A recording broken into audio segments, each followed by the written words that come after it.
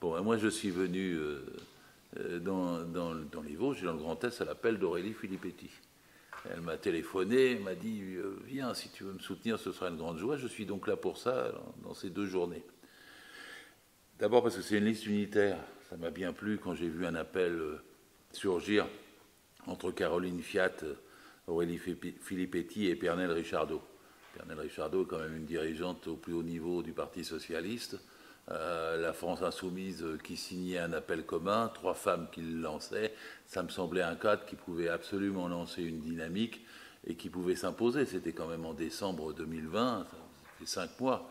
Et j'ai été catastrophé quand j'ai appris que d'autres faisaient un autre appel au dernier moment, en quelque sorte, parce que c'était quand même en février-mars, et finalement qu'il y aurait 2 listes de gauche, ce qui est quand même une bêtise crasse.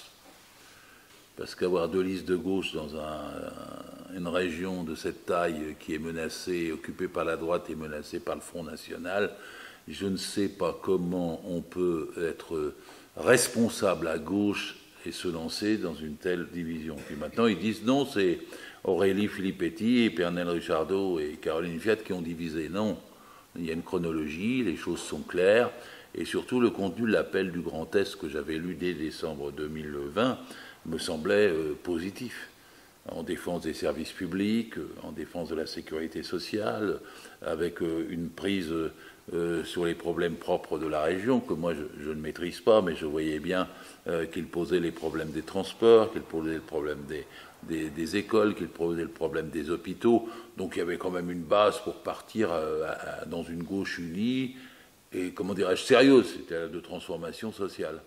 Alors, quand Aurélie m'a dit viens, je viens. Donnez votre vote à ceux qui ont été le plus unitaires. Donnez votre vote à ceux qui ont la meilleure plateforme, qui ont fait quelque chose d'inédit. Et c'était le cas de l'appel initial. Et c'est bien, voter appel inédit. Tout est dans les mots. Donc le 20 juin, on ne peut pas se tromper de bulletin de vote. Et ça passera aussi pour le 27 juin, bien sûr. Et il faudrait que ce soit partout comme l'appel inédit, et non pas partout comme la division. Ne votez pas pour les autres, je sais bien, c'est dur de dire qu'il faut trancher au sein de la gauche. Mais la prime doit aller à ceux qui sont unitaires.